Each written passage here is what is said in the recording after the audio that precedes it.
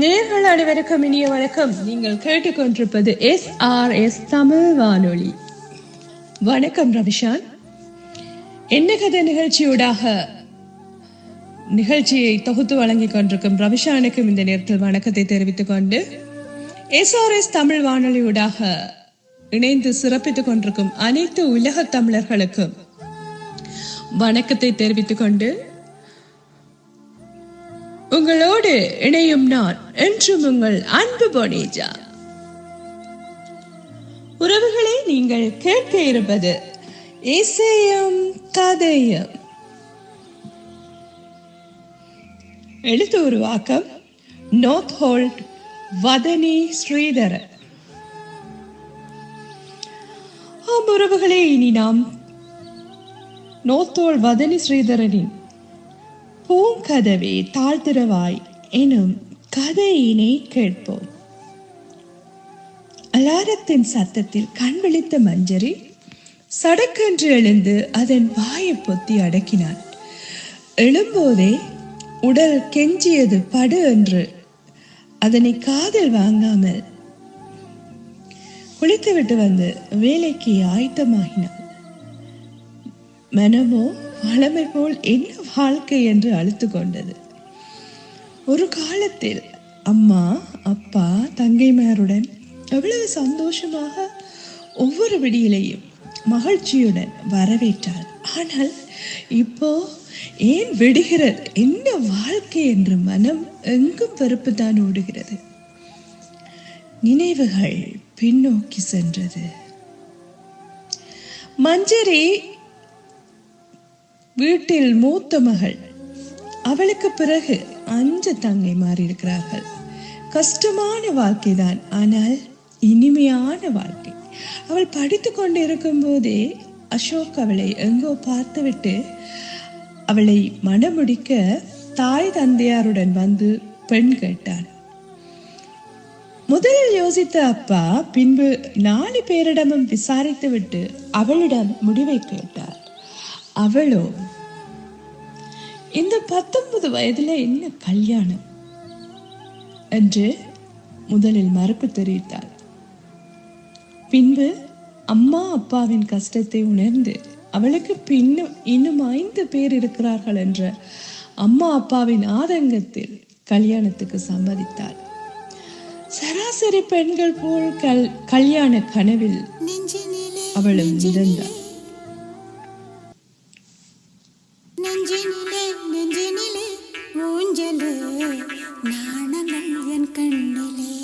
പുഞ്ചിരി കുഞ്ചിക്കോ മുന്തിരി മുത്തൊളി ചിന്തിക്കോ മഞ്ചണി വർണ്ണ ചുന്ദരി വാവേ തങ്കിണ്ണക്ക തകതിമിയാടും തങ്കനിലാവേ. പുഞ്ചിരി തഞ്ചി കുഞ്ചിക്കോ മുന്തിരി മുത്തൊളി ചിന്തിക്കോ മഞ്ചണി വർണ്ണ ചുന്ദരി വാവേ തങ്കിണ്ണക്ക തകതിമിയാടും തങ്കനിലാവേ.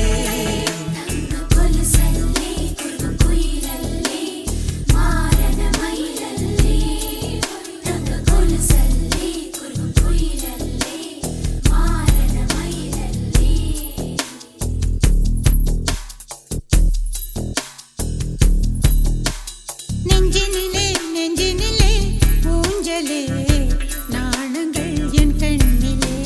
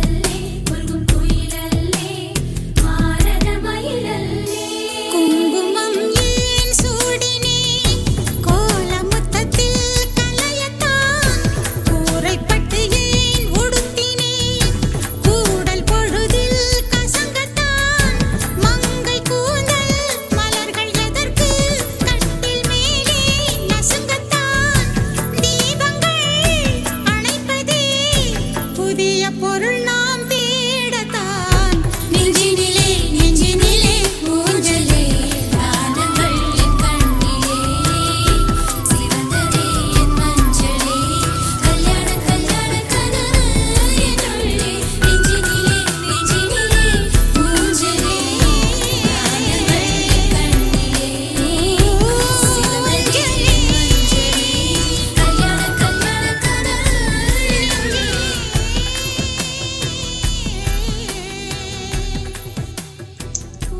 கல்யாணம் இனிதே நடந்து முடிந்த மகிழ்ச்சியில் பூரித்தாள் மஞ்சரி. அசோக் அவள் மேல் மிகுந்த அன்பாகவே இருந்தான். தனது அதிர்ஷ்டத்தை எண்ணி எண்ணி பெருமைப்பட்டாள் மஞ்சரி. 3 மாத மகிழ்ச்சியாக நாட்கள் சென்றது. ஆனால் அவள் கணவனுக்கோ வெளிநாடு செல்லும் ஆசை பிடித்து கொண்டது. நாட்டில் பிரச்சனையும் ஒரு காரணம்தான். அவளுக்கோ அவனை பிரிவது பிடிக்கவில்லை. ஆனால் அவனின் ஆசையை கெடுக்க மனமில்லாமல் சம்மதித்தாள். அத்தோடு அவன் போனால் அவளை கூப்பிடுவான், பின் வீட்டையும் முன்னேற்றலாம் என்று எண்ணினான். அவளின் நகைகள், வீடு எல்லாவற்றையும் விற்று ஈடு வைத்தும் திரட்டிய பணத்தில் வெளிநாடு சென்றவன் ஆரம்பத்தில் தனது அன்பை கடிதமாக வரைந்தார். அவளின் அன்பு முழுவதையும் கொட்டி பதில் எழுதுவாள். அவளின் நினைப்புடன் வாழ்வதாக எழுதியவனின் கடிதம் மெல்ல மெல்ல வருவது குறைந்து முற்றாக நின்றே போனது. இவள் பதறினாள். கடிதத்துக்கு மேல் கடிதம் போட்டாள். எல்லாம் கிணற்றில் போட்ட கல்லாகத்தான் இருந்தது. இவள் துடித்தாள். அவனுக்கு ஏதும் நடந்து விட்டதோ என்று பயந்தாள். ஆனால் பின்புதான் அறிந்தாள், அவன் வேறொரு பெண்ணுடன் பழகுவதாக சிலரிடம் விசாரித்த பொழுது அவன் வெளிநாட்டில் கேம்பில் இருக்கும் போது ஒரு பெண்ணிடம் தொடர்பு ஏற்பட்டு அவளுடனே வாழ்வதாக கூறினார்கள். மஞ்சரி அப்படியே இடிந்து போனாள். இப்படியும் ஒருவன் இருப்பானா? அவன் வரையில் மோகம் 30 நாள், ஆசை 60 நாள் தான் போடும். மஞ்சரி அழுது அழுது ஓய்ந்து போனாள். எல்லாவற்றையும் பெருத்தாள். மேலும் கடவுள் அவளையே சோதித்தார். இந்த வயதில் மகளின் வாழ்க்கை இப்படி ஆகிவிட்டதே என்ற பேரடியை தாங்க முடியாமல் அப்பாவும் கண்ணை மூடினார். இதை தாங்க முடியாது மஞ்சரி செத்து விடலாமா என்று நினைத்தாள். இந்த வேளையில் அவளின் அடுத்த தங்கை நாட்டுக்காக தன்னை அர்ப்பணிப்பதாக எழுதிவிட்டு சென்று விட்டாள். அதற்காக மஞ்சரி மகிழ்ச்சி தான் அடைந்தாள். ஆனால் அம்மாவுக்கும் மற்ற சிறு தங்கைமாருக்குமாக வாழ நினைத்தாள். லண்டனில் இருக்கும் அம்மாவின் உறவு முறையில் இருந்த பெரிய அம்மாவிடம் உதவி கூறி எழுதினாள். அவர்களும் பெரிய மனது வைத்து இவளின் நிலைமைக்காக இறங்கி அவளை லண்டனுக்கு கூப்பிட்டு விட்டார்கள். படிப்பை தொடர சொன்ன பெரியம்மாவிடம் மறுத்து வேலைக்கு சென்றாள். அம்மாவையும் தங்கைமாரையும் இந்தியா கூப்பிட்டு அவர்களை அங்கு குடியமர்த்தினாள். அவர்களுக்காக உழைத்தாள். இனி அவர்கள்தான் அவளின் வாழ்வு என்று அமைதியாக இருந்தவள். வாழ்வில் மீண்டும் குறுக்கிட்டான் சரவணன், பெரியம்மாவின் மகனின் சிநேகிதன். அவன் இவளை விரும்புவதாக கூறுகிறானா. இதை கேட்டு பெரியம்மாவுக்கு ரொம்ப சந்தோஷம். அவளின் கதை தெரிந்து மணப்பதாக கூறுகிறானா என்று. ஒருமுறை ஒருவன் வலிய வந்து மணந்தது போதாது என்று இவன் வேற என்று மஞ்சரிக்கு ஒரே எரிச்சலாக இருந்தது. எரிச்சல் தான் வந்தது. தனது மறுப்பை தெரிவித்தார். ஆனால் பெரியம்மா யோசித்து முடிவெடு என்றார். இதில் யோசிக்க என்ன இருக்கிறது? முதல் ஒரு முறை விட்ட தவிர அவள் இனி ஒருபோதும் விட போவதில்லை. இள வயதில் கணவனை இழந்தவர்கள் மறுமணம் செய்யாமல் நல்லபடியா வாழவில்லையா? அன்று சனிக்கிழமை வீட்டில் எல்லோரும் ஒரு திருமண வீட்டுக்கு சென்று விட்டார்கள். மஞ்சரி எந்த விழாவுக்கும் செல்வதில்லை. எனவே வீட்டில் இருந்தார். சமையலை முடித்துவிட்டு கபடியில் இருந்து பொருட்களை எடுத்து கழுவி துடைத்து வைத்தார். ஒரு கிளாஸை எடுக்கும் போது அது தவறி விழுந்து உடைந்தது. அதனை அவசரத்தில் அள்ளி எடுக்க அதில் ஒரு துண்டு குத்தி கைவிரலில் ரத்தம் கசிந்தது. முன்பு இதுபோல் தவறுதலாக கத்தியால் கைவிரலை வெட்டிய போது அவள் கணவன் எப்படி துடித்தான். இந்த பிளாஷ்பேக் அவளுடைய கண்களில் நீர் நிறைந்து கைவிரலில் விழுந்து இரத்தத்தை கழுவி சென்றது. ஆனால் அவளின் நினைவுகளை தான் கழுவி அகற்ற முடியவில்லை. அவளின் மனதின் பிரதிபலிப்பு போல்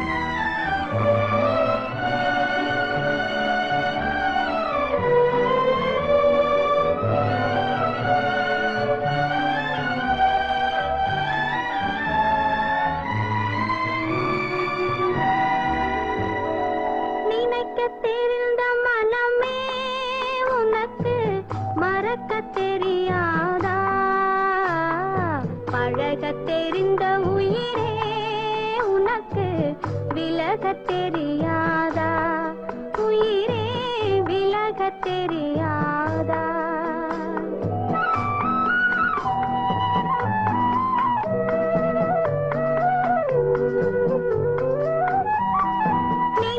தெரிந்த மனமே உனக்கு மறக்க தெரியாதா, பழக தெரிந்த உயிரே உனக்கு விலக தெரியாதா, உயிரே விலக தெரியாதா. மயங்க தெரிந்த கண்ணே உனக்கு உறங்க தெரியாதா, மலர தெரிந்த அன்பே உனக்கு மறைய தெரியாதா, அன்பே மறைய தெரியாதா. நினைக்க தெரிந்த மனமே உனக்கு மறக்க தெரியாதா, பழக தெரிந்த உயிரே உனக்கு விலக தெரியாதா, உயிரே விலக தெரியாதா.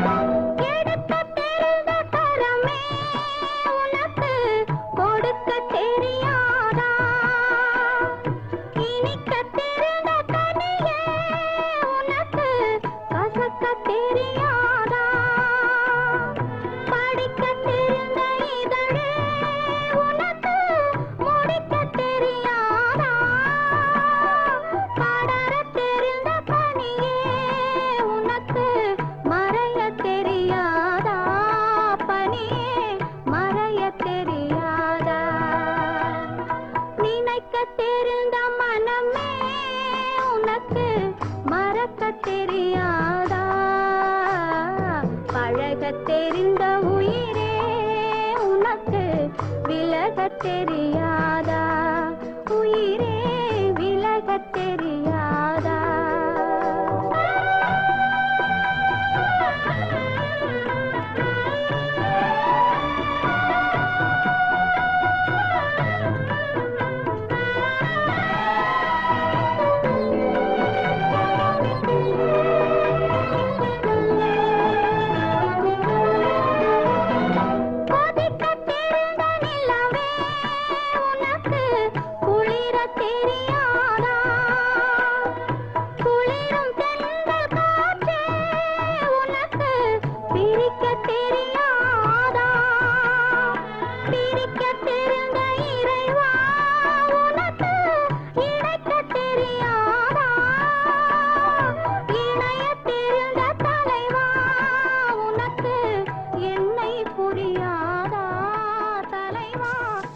திங்கட்கிழமை வேலைக்கு ஆயத்தமாகும் போது கீழே சரவணன் குரல் கேட்டது. இந்த நேரத்தில் இவன் இங்கே வந்தான் என்று நினைத்தவள் சிறிது நேரம் நின்று பார்த்தாள். அவன் போகட்டும் என்று. ஆனால் அவன் போவதாக தெரியவில்லை. மெல்ல கீழே இறங்கி வந்தவள் பெரியம்மாவிடம் சொல்லிவிட்டு அவனை கவனியாத மாதிரி சென்று விட்டார். சரவணன் அவள் போவதையே யோசனையுடன் பார்த்தார். அவனை கட்ட எத்தனையோ பெண்கள் தயாராக இருக்கிறார்கள். நல்ல படிப்பு, நல்ல வேலை, எவ்வளவோ கல்யாணம் பேசி வருகிறது. ஆனால் அவனின் மனதுக்கு பிடித்த பெண் இவள்தான். இவள் ஏன் அதை புரிந்து கொள்கிறாள்? இல்லை. உலகத்தில் எல்லா ஆண்களும் அசோக்கை போன்றவர்களா? ஏன் நல்ல ஆண்கள் இருக்க மாட்டார்களா? அவனுக்கு அவளின் ஆடம்பரமற்ற தோற்றமும் அந்த அமைதியான அழகு மனதை விட்டு அகலவில்லை. கண்களை மூடினாலும் அவளின் அமைதியான அழகு முகம்தான் கண்ணுக்குள் வருகிறது. அவன் என்று அவளை முதலாக பார்த்தானோ அன்றே அவன் மனதில் அவள் நீங்காமல் இருந்து விட்டாள் என்பதை அவளுக்கு யார் சொல்வது? சொன்னாலும் ஏற்பாளா?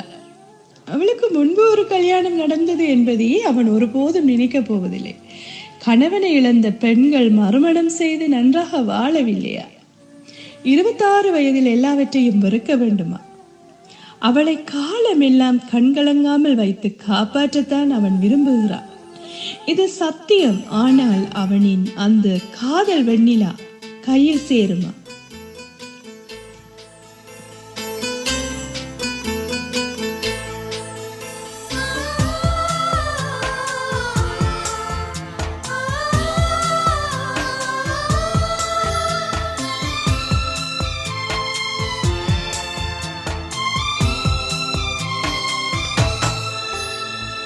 காதல் வெண்ணிலா கையில் சேருமா? சொல்லு பூங்காற்றே, நீ சொல்லு பூங்காற்றே. இமையாக நானும் இருப்பேன், இமைக்காமல் பார்த்து ரசிப்பேன்.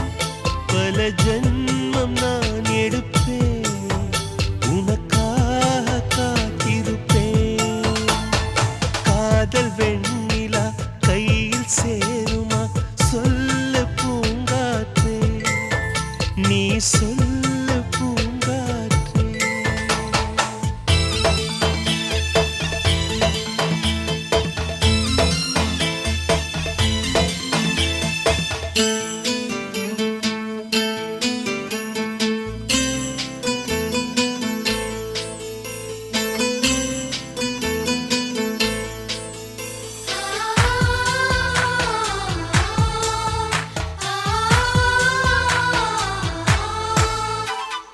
வானத்து நிலவாய் நீ இருந்தால் உனக்கு பதில் நான் தேர்ந்திடுவேன். தீபத்தை போலே நீ இருந்தால் உனக்கு பதில் நான் உருகிடுவேன். பூவனம் போலே நீ இருந்தால் பூவுக்கு பதில் நான் உதிர்ந்திடுவேன். சொல்லு பூங்காற்றே, நீ சொல்லு பூங்காற்றே. காதல் வெண்ணிலா கையில் சேருமா? சொல்லு பூங்காற்றே, நீ சொல்லு பூங்காற்றே.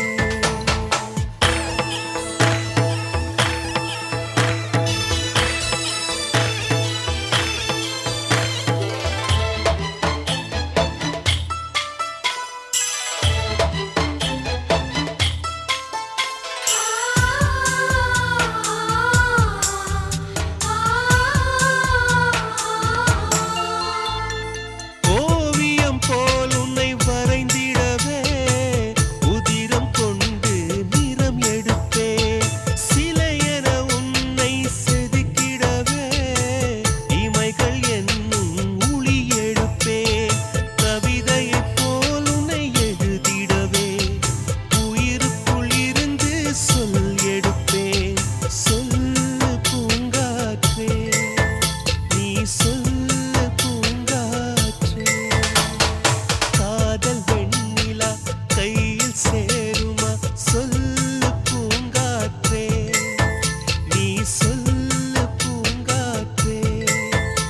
இமையாக நானும் இருப்பேன், இமைக்காமல் பார்த்து ரசிப்பேன். பல ஜன்மம் நான் எடுப்பேன், உனக்காக காத்திருப்பேன். ஒரு மாதமாக மஞ்சரி வீட்டிலிருந்து வரும் முடிவை எதிர்பார்த்தவன் எந்த பதிலும் வராது கண்டு நேரடியாக அவளிடம் முடிவை கேட்க எண்ணினான். அவள் வேலை முடிந்து வரும் பஸ் ஸ்டாண்ட் அருகே உள்ள காப்பாக்கில் காரை நிப்பாட்டி விட்டு காத்திருந்து அவள் வந்ததும் பின்தொடர்ந்து ஹலோ என்றான் மஞ்சரி. மஞ்சரி திடுக்கிட்டு திரும்பி அவனை பார்த்தாள். மனதில் இவன் எங்கு வந்தான் என்று எரிச்சல் கொப்பளித்தது. அதை மறுத்து மெல்ல சிரித்து ஹாய் என்றாள். அவன் நேரடியாகவே விஷயத்துக்கு வந்தான். என்னை பற்றி என் விருப்பத்தை பற்றி உங்களுடைய பெரியம்மாவிடம் கூறிவிட்டேன். இருந்தாலும் இதை பற்றி உம்முடன் கதைப்பதற்கு உமது வீட்டில் எவ்வளவோ முயற்சி செய்தேன். ஆனா நீர் என்னை கண்டாலே ஓடி ஒழிச்சு கொள்றீங்க. அதான் இன்று எப்படியும் கதைக்க வேண்டும் என்று வந்திருக்கு. லவ் யூ மஞ்சரி. இது வெறும் வார்த்தை, நுனிவா நாக்கிலிருந்து வந்த அலங்கார வார்த்தை அல்ல, என் அடிமனதில் இருந்து வந்த சத்தியமான வார்த்தை. என்னுடைய மனதை தொட்ட முதல் பெண்ணும் கடைசி பெண்ணும் நீதான். தயவு செய்து என்னை புரிந்து கொள்ளும். மஞ்சரி ஏதோ சொல்ல முயல. இல்ல பொறும், நான் சொல்வது முதலில் கேட்டுவிடும் என்றவன். எல்லா ஆண்களும் தப்பானவர்கள் இல்லை மஞ்சரி, நல்லவர்களும் இருக்கிறார்கள். ஒரு சிலரை வைத்து எல்லோரையும் எடை போடாதே.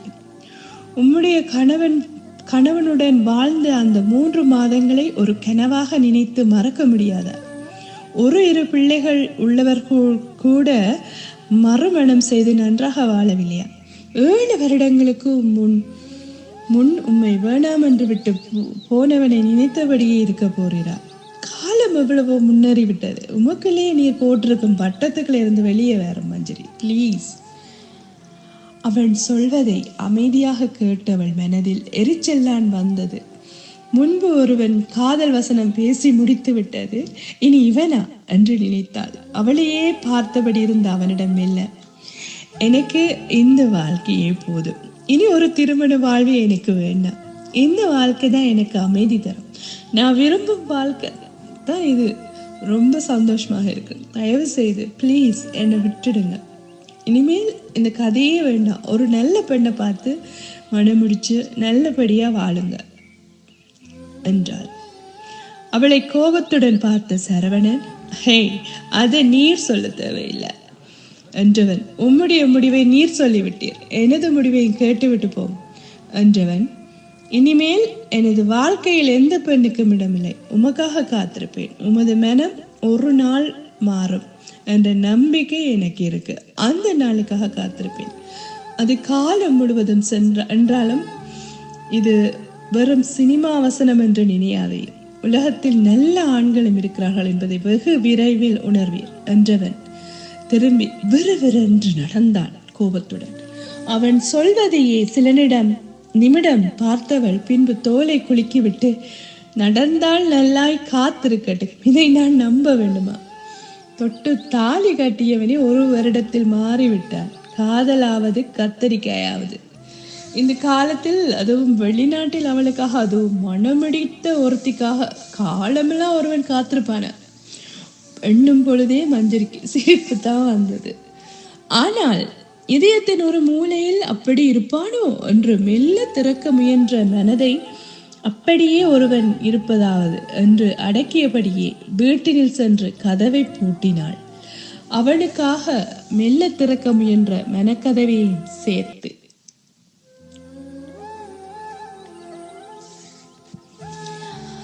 ஆமுறவுகளே, இந்த கதையிலிருந்து என்ன நாங்கள் கற்றுக்கொண்டது என்னவெனில்,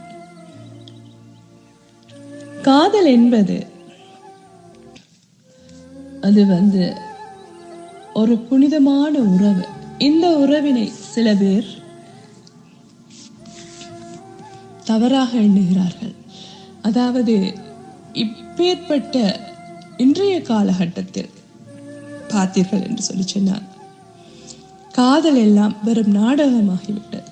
திருமணமாகி அந்த திருமணத்திற்கே ஒரு மதிப்பில்லாமல், கட்டிய தாலிக்கே மதிப்பில்லாமல் அதனை பொய்யாக்கி விட்டார்கள் நம்மவர்கள். இருப்பினும் இதையும் விடுத்து அதே அந்த காதல், உண்மையான காதலும் இருக்கின்றது. ஒருவர் மீது நாங்கள் நிச்சயமாக நம்பிக்கை கொள்ள வேண்டும். எங்களுக்கு ஒரு முறை ஏமாற்றம் நடந்துவிட்டால் அதே போன்று எல்லோரும் இருப்பார்கள் என்று எண்ணிவிடக் கூடாது.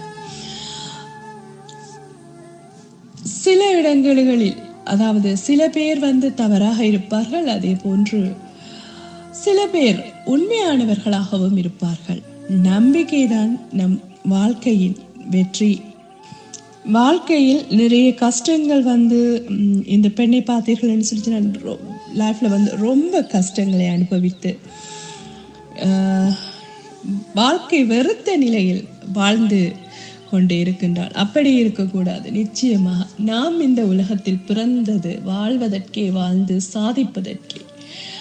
துன்பம் இன்பம் இருவதும் வரும் எங்களுடைய வாழ்க்கையில். அதில் வருகின்ற துன்பத்தை நாங்கள் மறந்துவிட்டு துடைத்துவிட்டு புதிய எதிர்பார்ப்புடன் புதிய வாழ்க்கையை ஆரம்பித்துக் கொள்ள வேண்டும்.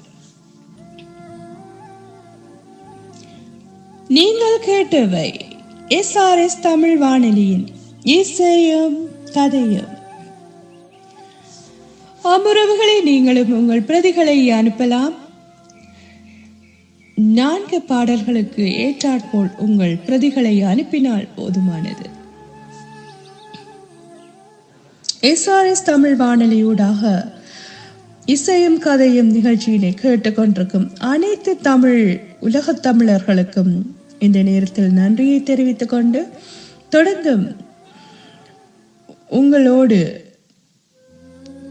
ரவிஷான் நிகழ்ச்சியை தொகுத்து வழங்க காத்திருக்கின்றார். அவருக்கும் இந்த நேரத்தில் நன்றியை தெரிவித்துக் கொண்டு மற்றொரு நிகழ்ச்சியூடாக உங்கள் அனைவரையும் சந்திக்கும் வரை உங்களிடமிருந்து விடைபெறும் நான் என்றும் உங்கள் அன்பு பொனேஜா. நன்றி, வணக்கம்.